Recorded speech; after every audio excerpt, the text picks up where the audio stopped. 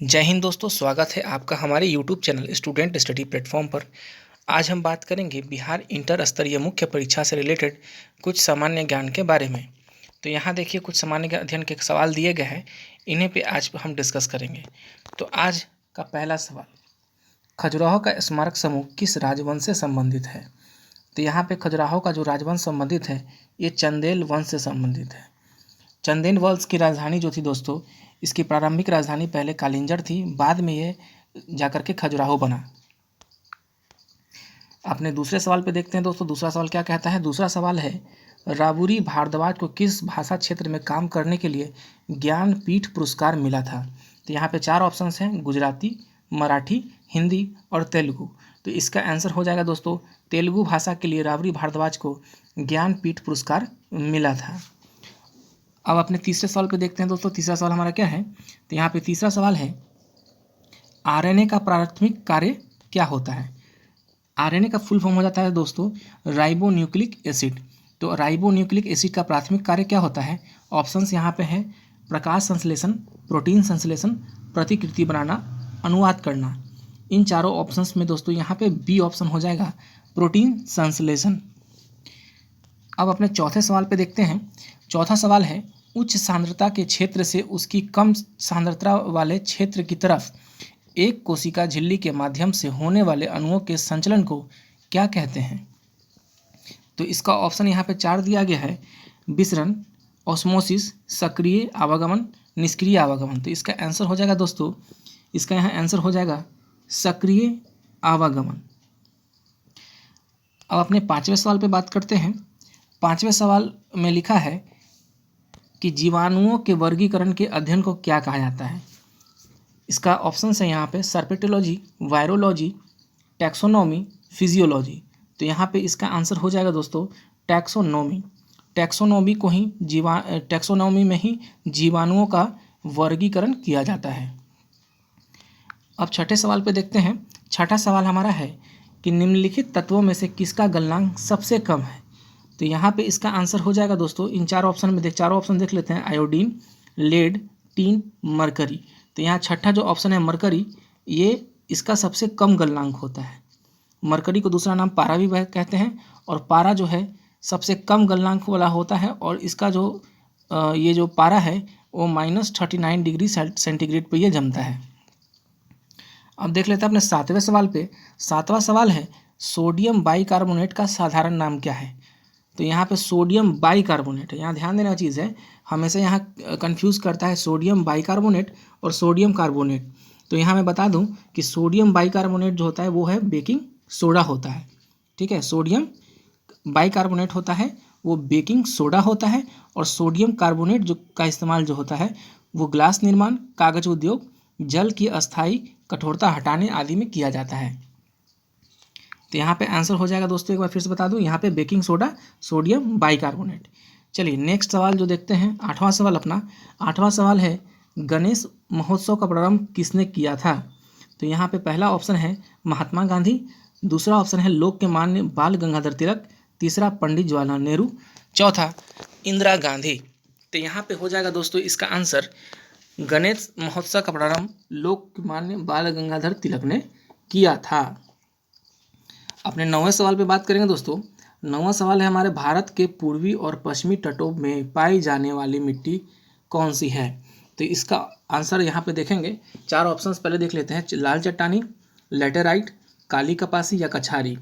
तो दोस्तों यहाँ देख लीजिए, यहाँ पे ये बी आंसर यहाँ पे सही हो जाएगा।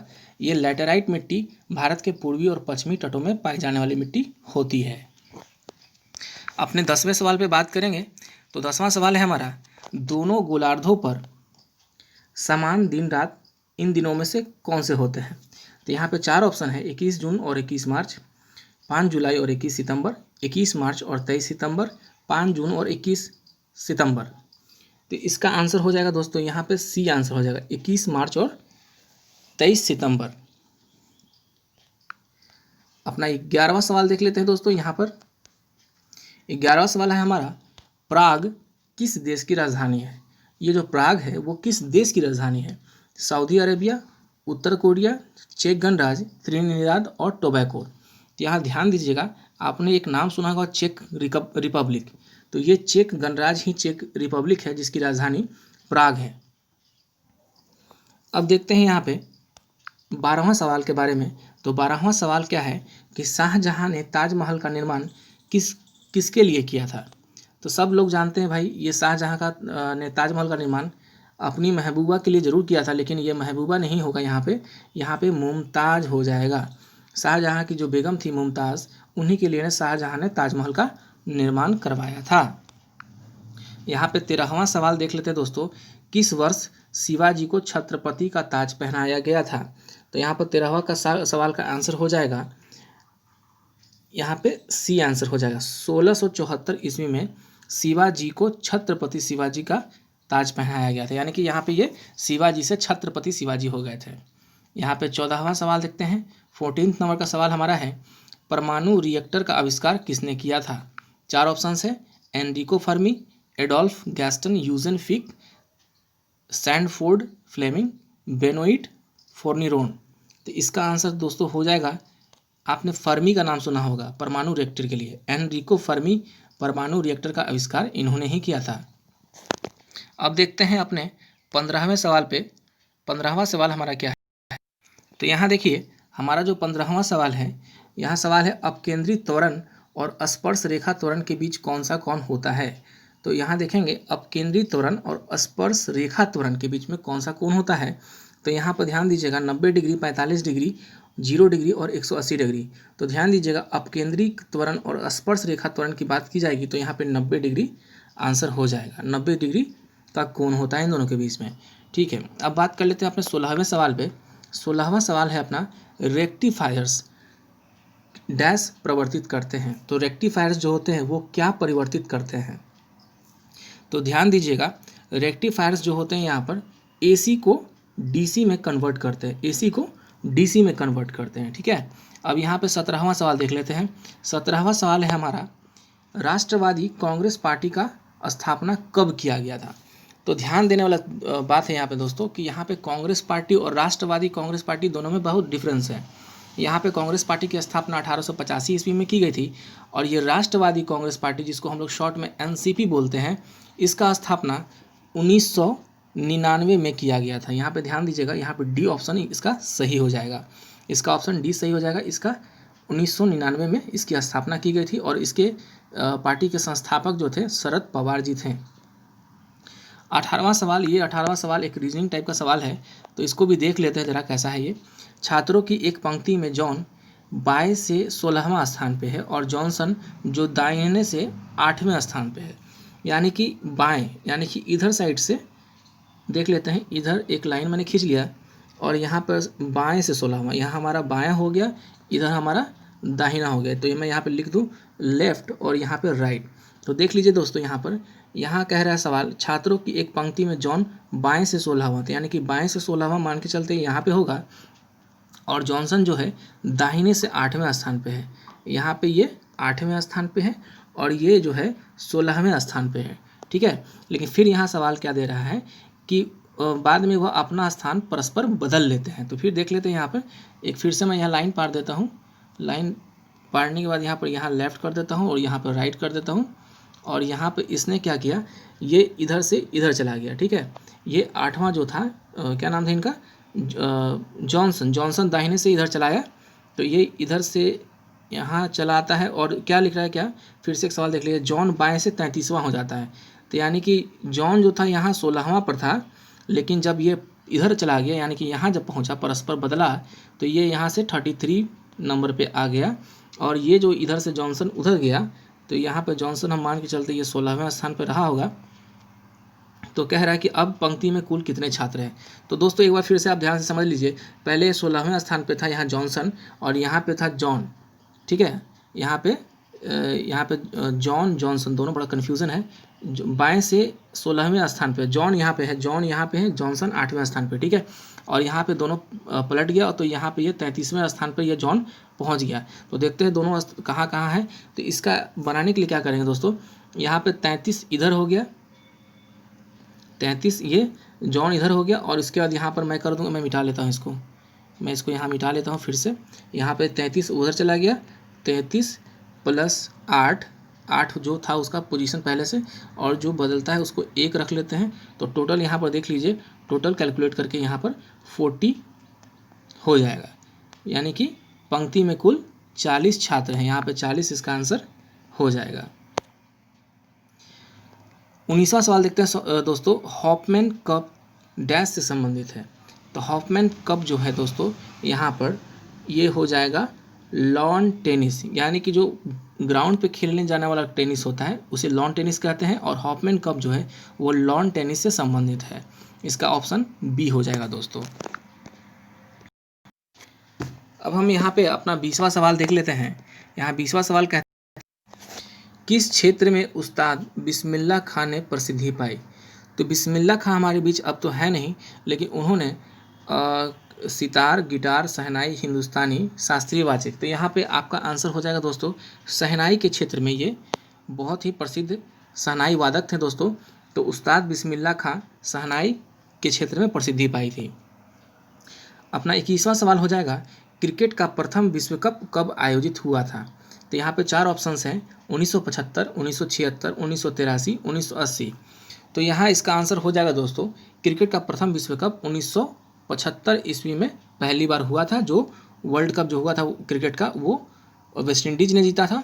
फिर 4 साल के बाद 1979 में फिर एक बार वर्ल्ड कप हुआ, जहाँ पे फिर से एक बार वेस्ट इंडीज़ जीता, और उसके 4 साल के बाद यानी कि 1983 में जो वर्ल्ड कप हुआ था दोस्तों, तीसरा वर्ल्ड कप हुआ था, जिसमें हमारा प्यारा देश भारत वर्ल्ड कप जीता था, इंडिया ने जीता था।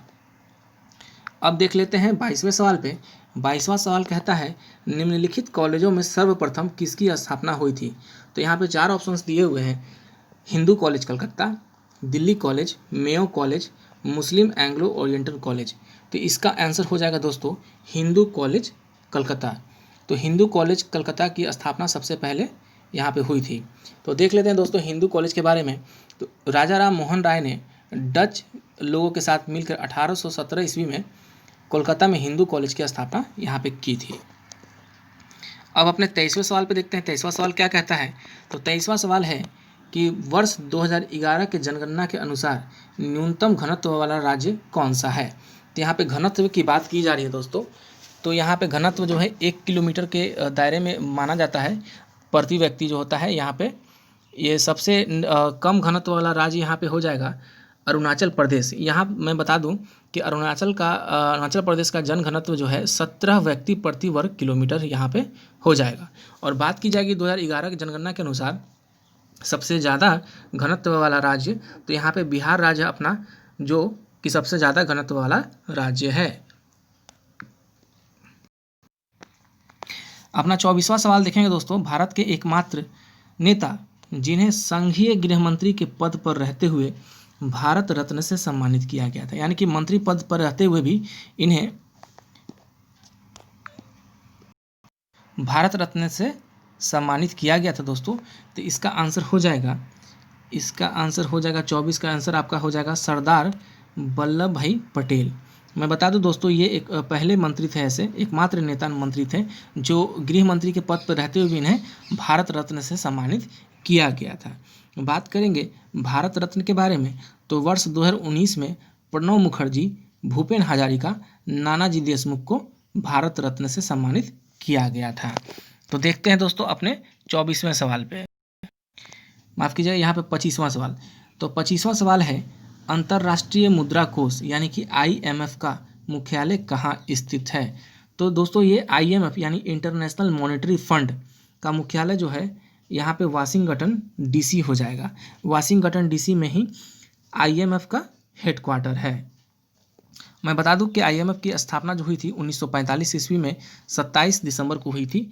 और यहाँ पे जो पेरिस की बात हो रही है, यहाँ पर ऑप्शन में एक पेरिस भी दिया है। तो पेरिस के बारे में बता दूं कि यूनेस्को का मुख्यालय पेरिस में ही है। और यहाँ पे एक और चीज़ है वियना। तो वियना के बारे में बता दूं कि यहाँ पे अंतर्राष्ट्रीय परमाणु ऊर्जा का भी मुख्यालय यहाँ पे वियना में हो जाएगा। और बात यहाँ जिनेवा की कर लेते हैं। तो WHO जो कोरोना काल में सबसे ज़्यादा WHO का नाम आया है दोस्तों, तो जिनेवा में ही WHO का यहाँ पे हेडक्वार्टर हो जाएगा। अब देख लेते हैं 26वें सवाल पे। तो 26वां सवाल है कि अर्थशास्त्र में नोबेल पुरस्कार कब आरंभ किए गए थे। तो अर्थशास्त्र की बात की जाए दोस्तों नोबेल पुरस्कार के बारे में, तो नोबेल पुरस्कार अर्थशास्त्र के क्षेत्र में सबसे पहले 1969 ईस्वी में शुरू किए गए थे। 1969 ईस्वी में।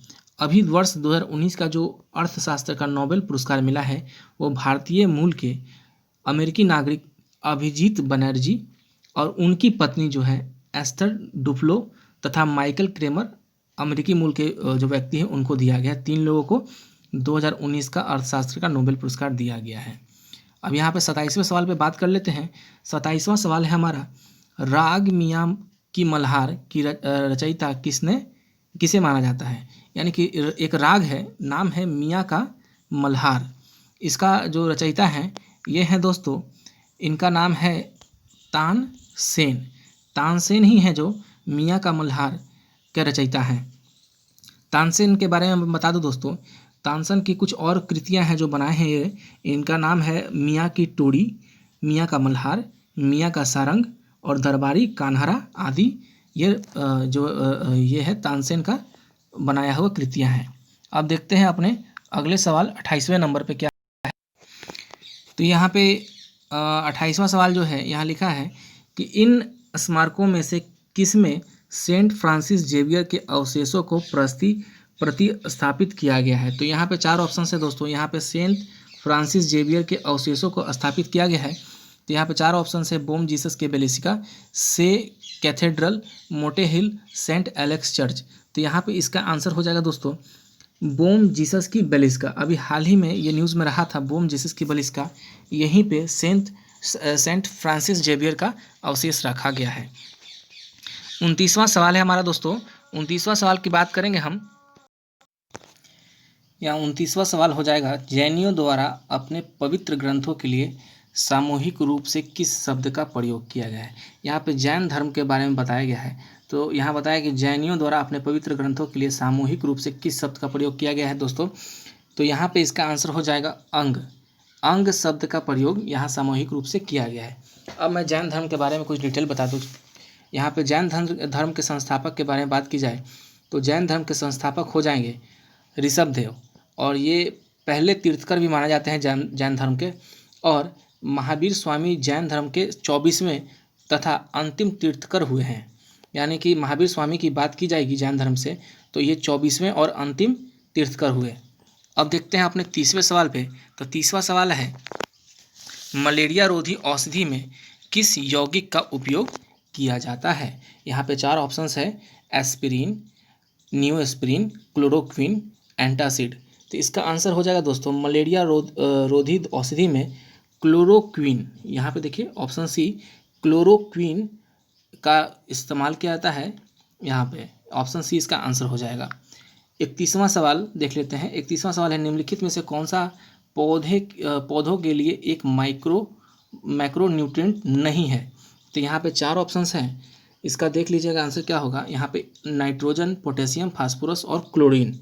तो यहाँ पे देख लीजिए इसका आंसर क्लोरीन हो जाएगा, जो पौधों के लिए मैक्रो न्यूट्रिएंट नहीं है। तो इसका सही आंसर यहाँ पे डी हो जाएगा दोस्तों। अब देखते हैं अपने 32वें सवाल पे। 32वां सवाल क्या 32वां सवाल देखते हैं क्या कहता है यहाँ पे। 32वां सवाल है हमारा, कीटों में, यहाँ 32वां सवाल है, कीटों में स्थित श्वसन अंग का नाम क्या है। कीटों में स्थित श्वसन अंग का नाम क्या है। तो यहाँ पे ऑप्शन हो जाएगा ऑप्शन है यहाँ पे त्वचा, शरीर का सतह, गलफरे, श्वास नली। तो यहाँ पे बात की जा रही है कीटों का श्वसन अंग, तो यहाँ पे आंसर हो जाएगा श्वास नली के द्वारा ही कीट श्वसन करते हैं। अब बात कर लेते हैं 33वें सवाल पे। तो अपना 33वां सवाल हो जाएगा, निम्नलिखित यौगिकों के बीच में से किसमें सबसे मजबूत हाइड्रोजन बंधन है। यानी कि सबसे मजबूत, सबसे स्ट्रॉन्ग हाइड्रोजन बॉन्ड इन चारों ऑप्शनों में से क्या हो जाएगा दोस्तों। यहाँ पे देख लीजिए HCl, यहाँ पे HF, यहाँ पे HBr। तो यहाँ पे सबसे मजबूत जो हाइड्रोजन बॉन्ड है यहाँ पे हो जाएगा HF बॉन्ड का यहाँ पे सबसे मजबूत हाइड्रोजन बॉन्ड हो जाएगा। तो यही आंसर आपका सी हो जाएगा। 34 नंबर का क्वेश्चन देख लेते हैं। 34 नंबर का क्वेश्चन क्या कहता है, खासी जनजातियाँ कहाँ रहती हैं। तो यहाँ पे 4 ऑप्शन दिए हैं, मेघालय, आसाम, राजस्थान, मध्य प्रदेश। तो दोस्तों यह चारों ऑप्शन में ये बात की जाए तो खासी जनजातियाँ यहाँ पर मेघालय राज्य से रिलेटेड है, ये मेघालय राज्य में ये लोग रहते हैं। अब बात कर लेते हैं 35वें सवाल के बारे में। तो 35वां सवाल है हमारा कि ओजोन छिद्र यानी कि ओजोन में जो छेद हो जाता है वो कैसे रसायनों के कारण होते हैं। तो यहाँ पे देख लीजिए, ओजोन छिद्र डैश के जैसे रसायनों के कारण होते हैं। तो ऑप्शन 4 है यहाँ पे nitrogen oxide, hydrogen sulphide, chlorofluorocarbon, carbon monoxide. तो इन चारों में से ऑप्शन हो जाएगा CFC यानी क्लोरोफ्लोरोकार्बन। यहाँ पे ओजोन लेयर की बात करें दोस्तों, तो ओजोन लेयर है जो हमारे पृथ्वी से करीबन 25 से 60 किलोमीटर की ऊंचाई पर मिलती है। और ओजोन लेयर जो है हमारे लिए जो अल्ट्रावायलेट रेज ऊपर से आता है वो रोकता है। अब 36वें सवाल पे बात कर लेते हैं। 36वां सवाल है किस देश में कोयले का सर्वोच्च भंडार है। तो यहाँ पे ऑप्शन 4 है, यहाँ पे देख लेते हैं, रूस, भारत, चीन, USA। तो इसका ऑप्शन हो जाएगा यहाँ पे USA में सबसे ज़्यादा कोयले का भंडार है। उसके बाद चाइना आता है दोस्तों, और उसके बाद इंडिया आता है। ठीक है, और बात कर लेते हैं कोयला के बारे में। तो कोयला को ही काला हीरा भी कहते हैं, और सबसे अच्छा कोयले का जो किस्म होता है वो एंथ्रासाइट होता है। और सबसे घटिया किस्म का जो कोयला होता है उसे पीट कहते हैं, क्योंकि उसमें कार्बन की अधिकता होती है। अब बात करते हैं 37वें सवाल पे। 37वां सवाल है हमारा शुक्र सूर्य से डैश ग्रह है, मतलब दूरी के अनुसार कितना दूर पर यह ग्रह है। तो हम बात कर लेते हैं शुक्र सूर्य से कितना दूर पे है। तो मैं बता दूं, ये ग्रहों के दूरी के अनुसार बात करें तो ये यहाँ पर जो हो जाएगा आपको दूसरा सबसे दूर ग्रह है। ठीक है, शुक्र जो है सूर्य से दूसरे नंबर का ये ग्रह हो जाएगा यहाँ पर। और सबसे नज़दीक की बात करें तो वो यहाँ पे बुध जो है फर्स्ट नंबर का ग्रह है जो सूर्य से नज़दीक है। सेकंड पे आपका ये हो जाएगा शुक्र हो जाएगा। अब बात करते हैं 38वें सवाल पे, अशोक किस राजवंश के एक सम्राट थे। तो अशोक की बात करें दोस्तों, तो अशोक यहाँ पे ऑप्शन 4 है, मुगल, चोल, मौर्य, गुप्त। तो हम सभी जानते हैं दोस्तों अशोक जो थे मौर्य राजवंश के एक सम्राट थे। यहाँ पे ये मौर्य राजवंश के सम्राट थे। और बात करें दोस्तों अशोक के बारे में, तो अशोक जो थे बौद्ध धर्म को मानने वाले ये शासक थे। इन्होंने बौद्ध धर्म का प्रचार विदेश में भी शुरू किया। अब देखते हैं 39वां सवाल। 39वां सवाल है हमारा, किस मुगल सम्राट ने अपने पिता को कैद और अपने भाई को मार डाला था। तो यहाँ पे देखिए 4 ऑप्शन है, बाबर, हुमायूं, औरंगजेब, शाह आलम द्वितीय। तो सबसे बड़ी चीज़ यहाँ पे दोस्तों, यहाँ पे ये मुगल सम्राट की बात कर रहे हैं। मुगल सम्राट बाबर के समय से हुए, और यहाँ पे बात करेंगे ये मुगल सम्राट के बारे में जिसने अपने पिता को कैद और अपने भाई को मार डाला था। तो यहाँ पे ऑप्शन C औरंगजेब ही हो जाएंगे, जिसने अपने पिता को कैद किया था और भाई को मार डाला था। 40वां सवाल की बात करेंगे दोस्तों। 40वां सवाल है, ध्वनि की तीव्रता की SI मात्रक क्या है। बहुत ही इंपॉर्टेंट सवाल है दोस्तों, हमेशा कोई ना कोई एग्जाम में आता है। तो ध्वनि की तीव्रता किससे मापी जाती है। तो यहाँ SI मात्रक क्या है इसका। तो यहाँ पे ऑप्शन यहाँ पे पहला है डेसिबल, दूसरा है जूल प्रति वर्ग मीटर, तीसरा है यहाँ पे न्यूटन प्रति वर्ग मीटर, चौथा है टेस्ला प्रति वर्ग मीटर। तो इसका आंसर हो जाएगा दोस्तों डेसिबल। ध्वनि की तीव्रता जो होती है SI इकाई डेसिबल में होती है। अब बात करते हैं 41वें सवाल पे। तो यहाँ पे ध्यान दीजिएगा, ये भी बहुत इंपॉर्टेंट सवाल है। यहाँ पे 3 इससे सवाल मैं और बताऊँगा कि भारतीय संविधान में कितनी अनुसूचियाँ हैं। तो ध्यान देने की बात है दोस्तों, यहाँ पे 4 ऑप्शन है, 4, 8, 12 और 16। तो मैं बता दूं कि यहाँ पे ये 4 और 8 दोनों नहीं होंगे। अब आपको ये बताना है कि इसमें 8 होंगे या 12 होंगे। तो कुछ कन्फ्यूज़न हो जाता है कि नहीं 8 होते हैं, कुछ कन्फ्यूज़ हो जाते हैं कि नहीं 12 होते हैं। लेकिन मैं बता दूं कि अब ये अनुसूचियाँ ये 12 हैं टोटल। 8 पहले थी क्योंकि मूल संविधान में 8 थी, बाद में इन्हें 4 को जोड़ा गया और जोड़ करके यहाँ पर टोटल 12 अनुसूची बनाए गए। ठीक है, अब हम बात करते हैं 42वें सवाल पे। तो 42वां सवाल है हमारा, लोकसभा के पहले उपवक्ता कौन थे। ठीक है, पहले उपवक्ता कौन थे। तो यहाँ पे 4 ऑप्शन है, GV मालवंकर, सर्वपल्ली राधाकृष्णन, M अनंत सायनम अयंगर, और चौथा है डॉक्टर पीवी चेड़ियन। तो मैं बता दूं दोस्तों, यहाँ पे इसका आंसर हो जाएगा सी, एम अनंत सायनम अयंगर। ठीक है। और यहाँ पे अब 43 नंबर का सवाल जो है यहाँ पे देख लेते हैं।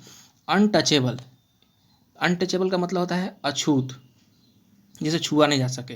तो एक अनटचेबल एक पुस्तक है दोस्तों, तो इसको किसने लिखा था? अनटचेबल बुक के राइटर कौन थे? यहाँ पे 4 ऑप्शन है, तो इसका आंसर हो जाएगा, देख लेते हैं, प्रेमचंद, सरोजनी नायडू, के नटवर सिंह और मुल्क राज आनंद। तो इन चारों में से जो आंसर है दोस्तों, यहाँ पे आंसर हो जाएगा ऑप्शन नंबर डी जो है, यहाँ पे आंसर हो जाएगा मुल्क राज आनंद अनटचेबल के यहाँ पे लेखक हो जाएंगे। अब बात कर लेते हैं दोस्तों अपने 44वें सवाल पे। यहाँ पे 44वां सवाल है दोस्तों, यहाँ पे देखिएगा, राज्यपाल का कार्यकाल कितने वर्ष का होता है? बहुत ही आसान सवाल है दोस्तों।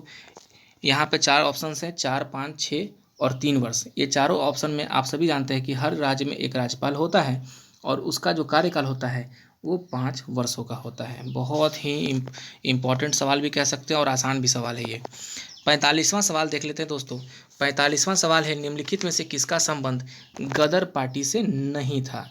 तो यहाँ पे बात करेंगे गदर पार्टी की, तो मैं बता दूं कि यहाँ पे इन 3 में से कोई एक है जो गदर पार्टी से संबंधित नहीं थे, और ध्यान दीजिएगा बाकी 3 जो लोग थे ये गदर पार्टी से संबंधित थे।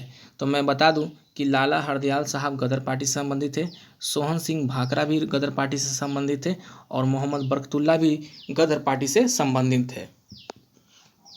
तो इसका आंसर हो जाएगा दोस्तों यहाँ पे बाबा गुरदीप सिंह, या आंसर हो जाएगा इसका 45वां का, जो गदर पार्टी से संबंधित नहीं थे। अब देख लेते हैं अपने 46वें सवाल पे। तो 46वां सवाल है, हृदय की धड़कन को उत्तेजित करने वाला कौन सा हार्मोन होता है?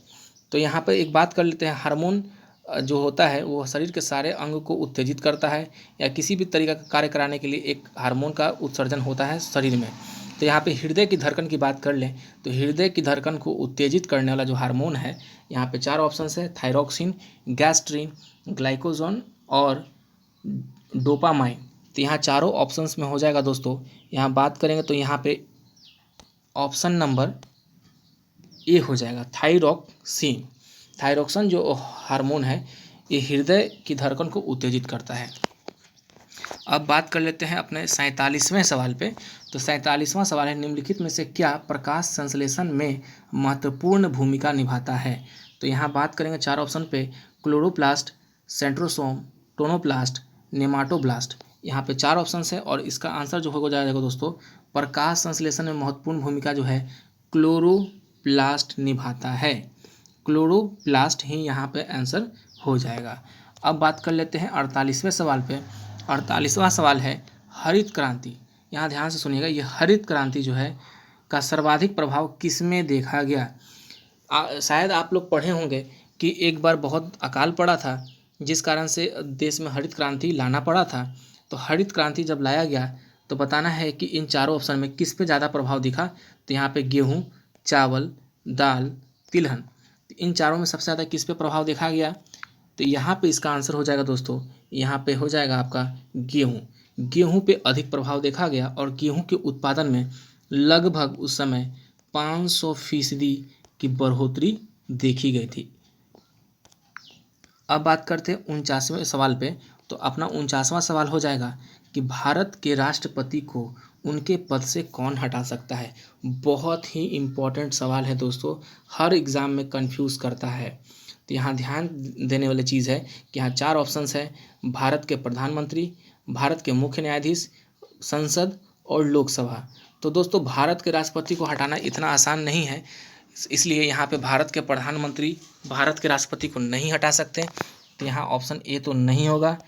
भारत के मुख्य न्यायाधीश, भारत के मुख्य न्यायाधीश भी भारत के राष्ट्रपति को डायरेक्टली नहीं हटा सकते हैं, तो ऑप्शन बी में नहीं होगा।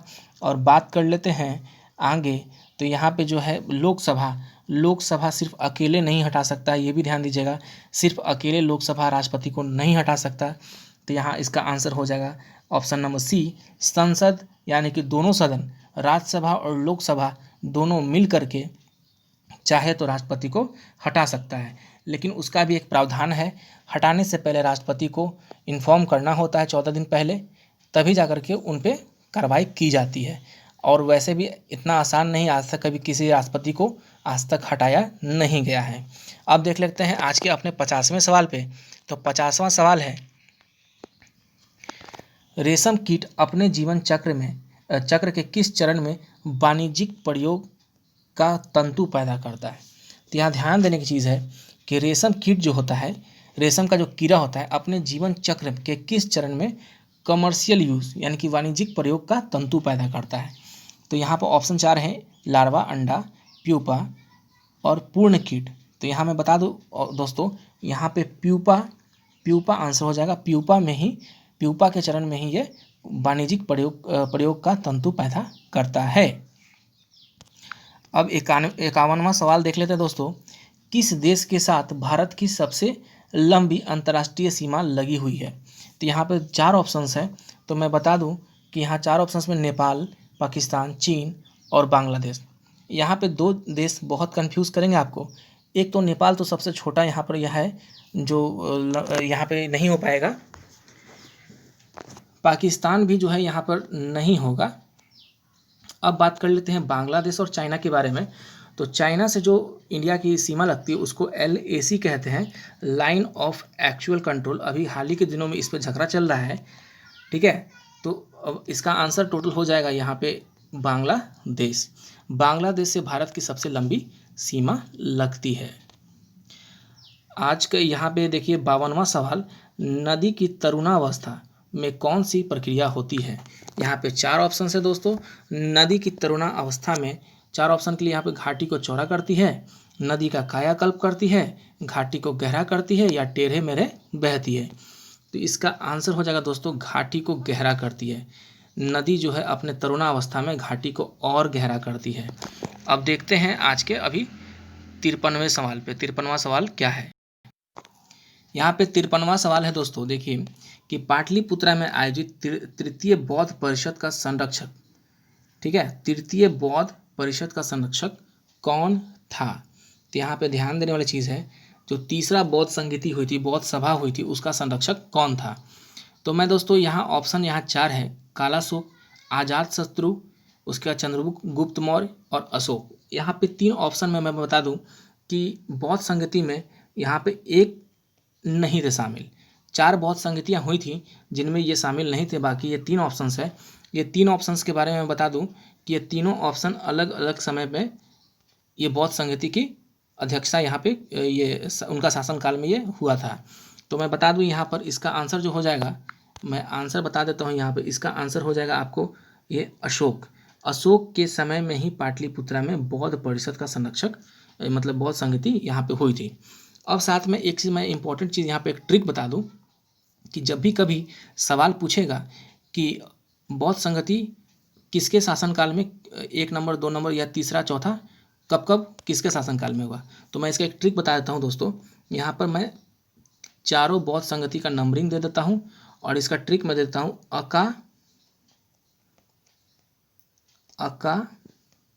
अक। आप कभी नहीं भूलिएगा दोस्तों, बहुत ही सिंपल ट्रिक है। पहला बौद्ध संगति देखिएगा दोस्तों, यहाँ पे हुआ था आपको राजगृह में, और अ से अजातशत्रु, यहाँ ध्यान दीजिए अजातशत्रु, पहला बौद्ध संगति अजातशत्रु के शासनकाल में हुआ था।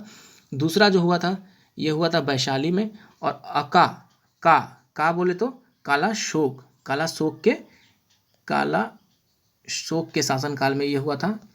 और बात करेंगे तीसरे पर, तो तीसरा जो था हमारा ये हुआ था पाटलिपुत्रा, जो अभी क्वेश्चन में है।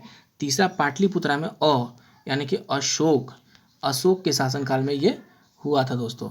और ये आखिरी जो है चौथा हुआ था कुंडलवन में, और क से कनिष्क के शासनकाल में यह चौथा बौद्ध संगति हुआ था दोस्तों। ये ट्रिक एक बार फिर से मैं दोहरा देता हूँ, 1 2 3 4। तो पहला जो है अजातशत्रु के बारे में है, दूसरा कालाशोक, तीसरा अशोक और चौथा कनिष्क। अब देखते हैं अपने 54वें सवाल पे दोस्तों। तो अपना 54वां सवाल है, बिहार पंचायती राज अधिनियम 2006 में 2 ग्राम सभा की बैठकों के बीच अधिकतम कितनी अवधि निर्धारित है। तो यहाँ पे सवाल है कि 2006 में जो ये बिहार पंचायती राज अधिनियम 2006 से में बताया गया कि 2 ग्राम सभा की बैठक के बीच में कितने दिन होनी चाहिए। तो यहाँ पे इसका आंसर हो जाएगा दोस्तों ऑप्शन सी, लगभग 3 महीने का ये होना चाहिए अधिकतम अवधि, इससे ज़्यादा नहीं होना चाहिए। अब ये सवाल बहुत इंपॉर्टेंट है दोस्तों Bihar SSC inter level mains के लिए, क्योंकि पंचायती राज से 1-2 सवाल जरूर आएगा, तो इसको आप ध्यान से याद रख लीजिएगा। अब 55वें सवाल पे बात कर लेते हैं कि बिहार पंचायती राज अधिनियम में ग्राम पंचायत की अवधि 5 वर्षों की निर्धारित है, इसकी गणना डैश, यानी कि इसकी गणना इसमें से किससे की जाएगी। तो यहाँ पे देख लेते हैं कि यहाँ पे पंचायत निर्वाचन की अधिसूचना की तिथि से की जाती है, या पंचायत की पहली बैठक की तिथि से की जाती है, पंचायत निर्वाचन के परिणाम घोषित करने की तिथि से की जाती है, या इनमें से कोई नहीं। तो इसका दोस्तों आंसर हो जाएगा, इसका आंसर हो जाएगा आपको, इसकी गणना जो होती है पंचायत की पहली बैठक की तिथि से की जाती है। यहाँ पे ऑप्शन बी हो जाएगा, पंचायत की पहली बैठक की तिथि से की जाती है। अब यहाँ देख लेते हैं 56वां सवाल पे। 56 नंबर का सवाल बहुत इंपॉर्टेंट है दोस्तों, इससे मैं 2-3 सवाल बताऊंगा। यहाँ पे देख लीजिए, बिहार का शोक निम्नलिखित में से किसे कहा जाता है। तो बिहार का शोक जो है दोस्तों, यहाँ पे 4 नदियों के बारे में बताया गया है, अजय को, बागमती को, सोन को, कोसी को। तो यहाँ पे ये 3 ऑप्शन नहीं होंगे दोस्तों, यहाँ पे सोन नदी जो है बिहार का शोक कहलाता है। साथ में बताता चलो कि सोन इसलिए कहा जाता है शोक क्योंकि ये हमेशा बाढ़ लाती है, जिसके कारण बिहार का इसको शोक कहा जाता है। इसी तरीके से एक सवाल एक और बनता है कि बंगाल का शोक किसे कहा जाता है। तो मैं बता दूं, दामोदर नदी को बंगाल का शोक कहा जाता है। ठीक है, दामोदर पे ही एक पनबिजली परियोजना है बहुउद्देशीय, दामोदर नदी पे ही। अब इसके बाद एक और सवाल आता है इससे शोक से रिलेटेड, तो चीन की शोक किसे कहा जाती है, हमेशा पूछा जाता है सवाल। तो हांगहो नदी को, हांगहो नदी को चीन की शोक कही जाती है। ये पीली नदी भी कही जाती है दोस्तों, पीली नदी या हांगहो नदी भी इसे कही जाती है, ये हमेशा चाइना में बाढ़ लाता है। और ये अभी यहाँ पे 57वां सवाल क्या है दोस्तों, 57वां सवाल है, किस फसल के उत्पादन में बिहार देश में अग्रणी है। बहुत ही इंपॉर्टेंट सवाल बिहार एसएससी के लिए दोस्तों, क्योंकि बिहार एसएससी में इस तरह का सवाल जरूर पूछेगा। तो यहाँ पे चावल है, बांस है, मखाना है या गन्ना। यहाँ पे 4 ऑप्शंस में क्या हो जाएगा दोस्तों आंसर। तो इसका आंसर हो जाएगा, हम सभी जानते हैं कि बिहार के मधुबनी दरभंगा इलाके में मखाना की खेती बहुत होती है। तो मखाना जो है पानी में उगने वाला ये फसल है और बहुत ही ज़्यादा मात्रा में उत्पादन बिहार में होता है। तो इसका आंसर दोस्तों यहाँ पे मखाना हो जाएगा। और मैं एक और बात बता दूँ, मखाना को जीआई टैग मिलने वाला है, उस पर भी ध्यान दीजिएगा। अब अपने 58वें सवाल पे बात कर लेते हैं। यहाँ पे 58वां सवाल है, अनुच्छेद 356 के अंतर्गत आपात स्थिति की घोषणा होने पर राज्य पर शासन कौन करता है। बहुत ही इंपॉर्टेंट सवाल है दोस्तों। 3 अनुच्छेद है जो इमरजेंसी की बात कहती है, जिस 352, 356 और 360। तो यहाँ पे बात कर रहा है 356 में जो आपात स्थिति की घोषणा होगी तो राज्य प्रशासन कौन करेगा। तो इसका आंसर हो जाएगा दोस्तों, राज्य प्रशासन मुख्यमंत्री की जगह पर राज्यपाल करेंगे। आपात स्थिति आने पे राज्य प्रशासन 356 अनुच्छेद के अंतर्गत राज्यपाल यहाँ पे शासन करेंगे। यहाँ पे 59वां सवाल है दोस्तों, बहुत इंपॉर्टेंट सवाल है कि भारत के सर्वोच्च न्यायालय की स्थापना कब की गई थी। बहुत इंपॉर्टेंट सवाल यहाँ पे है, सुप्रीम कोर्ट के बारे में कही जा रही है। तो सुप्रीम कोर्ट की स्थापना कब की गई थी। तो यहाँ पे 4 ऑप्शन है, 1947, 1950, 1951, 1952। तो यहाँ पे 4 ऑप्शन में से ऑप्शन बी हो जाएगा आंसर, 1950 में सुप्रीम कोर्ट की स्थापना की गई थी। अपने 60वें सवाल पे देखें दोस्तों, तो 60वां सवाल है विंग कमांडर। ठीक है, विंग कमांडर जो होता है दोस्त वो एयरफोर्स में होता है। विंग कमांडर अंजलि सिंह को विदेश में किसी दूतावास में तैनात होने वाली भारत की पहली महिला सैन्य राजनयिक होने का श्रेय प्राप्त हुआ। ठीक है, तो इनको सैन्य राजनयिक होने का प्राप्त हुआ है पहली बार। किस देश में उन्हें डिप्टी एयर अताशे के रूप में हाल ही में पदभार ग्रहण किया। तो यहाँ ध्यान से सुनिएगा दोस्तों, यहाँ पे किस देश में इन्होंने ये पदभार ग्रहण किया। यहाँ पे 4 ऑप्शन है, यहाँ पे 4 ऑप्शन में संयुक्त राज्य अमेरिका, यहाँ पे दूसरा है ब्रिटेन, तीसरा है आपका फ्रांस, चौथा है आपका रूस। इन चारों ऑप्शंस में दोस्तों यहाँ पर इसका आंसर हो जाएगा, इसका आंसर हो जाएगा डी। तो डी ऑप्शन है आपका रूस। रूस में ये पदभार ग्रहण की है।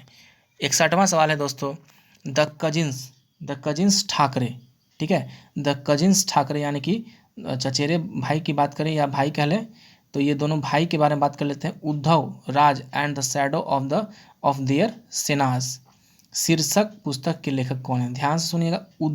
The cousins Thackeray, Uddhav, Raj and the shadow of their Senas शीर्षक पुस्तक के लेखक कौन है? यहाँ पे 4 ऑप्शन है दोस्तों। प्रांतोष कुलकर्णी, उसके बाद है धवन कुलकर्णी, रवीश कुमार और BS कुलकर्णी। तो यहाँ पे इसका आंसर हो जाएगा दोस्तों, यहाँ पे इसका आंसर बी हो जाएगा।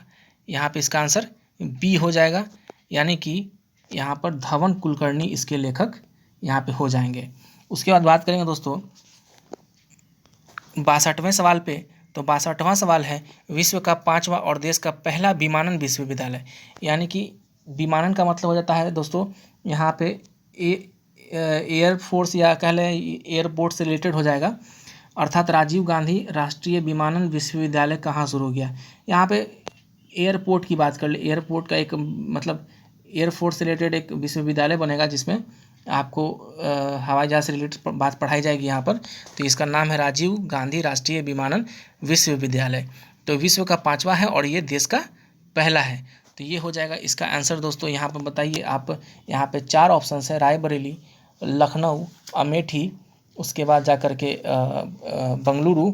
तो यहाँ पे इसका आंसर हो जाएगा दोस्तों, यहाँ पे हो जाएगा आपको, यहाँ पे राजीव गांधी की बात करें तो यहाँ पर अमेठी फुर्सतगंज में इसका विश्वविद्यालय हो जाएगा दोस्तों।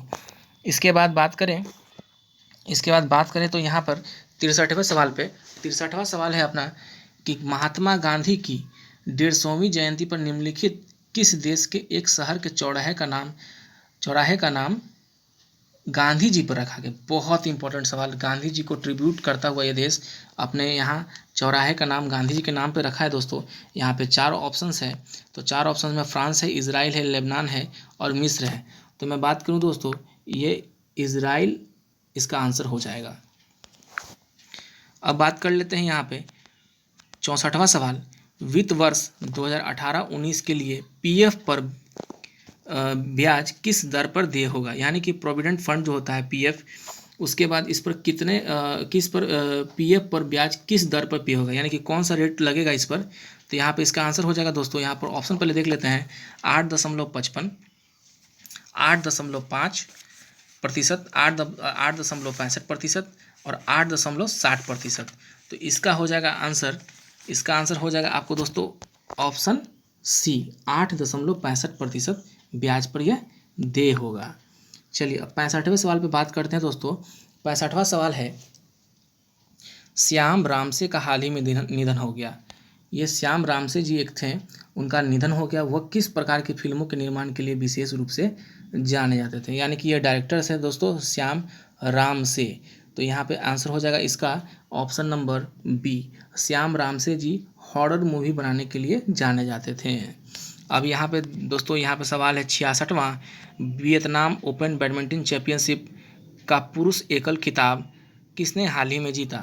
तो यहाँ पे वियतनाम ओपन बैडमिंटन चैंपियनशिप की बात करें दोस्तों तो यहाँ 4 ऑप्शंस हैं, सौरभ वर्मा, सून फेई सियांग, कोदाई नारोका, यू इगारासी। तो यहाँ पे 4 ऑप्शंस में दोस्तों यहाँ पे अपना ये आंसर हो जाएगा इसका सौरभ वर्मा इसका आंसर हो जाएगा। अब बात कर लेते हैं 67वें सवाल पे। तो 67वां सवाल है दोस्तों बहुत इंपॉर्टेंट और बहुत ही आसान भी कह सकते हैं। ये सवाल हर एग्ज़ाम में लगभग पूछा ही जाता है। पंकज आडवाणी निम्नलिखित किस खेल से संबंधित विश्व प्रसिद्ध खिलाड़ी हैं? पहला ऑप्शन टेनिस, दूसरा है गोल्फ, तीसरा बिलियर्ड्स, चौथा स्क्वैश। तो यहाँ मैं बता दूं दोस्तों, यहाँ पर बिलियर्ड्स, पंकज आडवाणी जो खिलाड़ी हैं बिलियर्ड्स के लिए विश्व प्रसिद्ध खिलाड़ी हैं दोस्तों। यहाँ पे इसका आंसर हो जाएगा बिलियर्ड्स। और आज का आखिरी सवाल ये बताना है आपको, NRC बहुत ही चर्चा में रहा था दोस्तों पिछले साल। NRC इसके लिए जगह जगह बहुत जगह दंगे भी हुए थे देश में। तो यहाँ पे देखेंगे NRC का सही विस्तारित रूप क्या है? तो NRC का सही विस्तारित रूप यहाँ पे देख लिए 4 ऑप्शन है, national registration certificate, national register of citizens, national registered citizenship, national registrar of citizenship. तो मैं बता दूं दोस्तों यहाँ पे सिंपल सी बात देखेंगे, यहाँ पे यहाँ पे एक रजिस्टर तैयार करने की बात कही गई थी दोस्तों सिटीजन्स का, तो national register of citizens, NRC का फुल फॉर्म यहाँ पे हो जाएगा दोस्तों। और आज के लिए यहाँ पे इतना ही दोस्तों, यहाँ पे सारा सवाल मैंने कंप्लीट करा दिया। ये प्लेटफॉर्म बिहार एसएससी का सेट नंबर 5 का सारा जीके था दोस्तों। आप इसको पूरा देखिएगा, देखने के बाद अच्छा लगे दोस्तों तो प्लीज़ वीडियो को लाइक करिएगा, शेयर कीजिएगा और हमारे चैनल को सब्सक्राइब कीजिएगा, ताकि हम आगे भी इस तरह का वीडियो लाते रहें दोस्तों। आपका ये वीडियो देखने के लिए बहुत बहुत धन्यवाद। आपका दिन शुभ हो। धन्यवाद।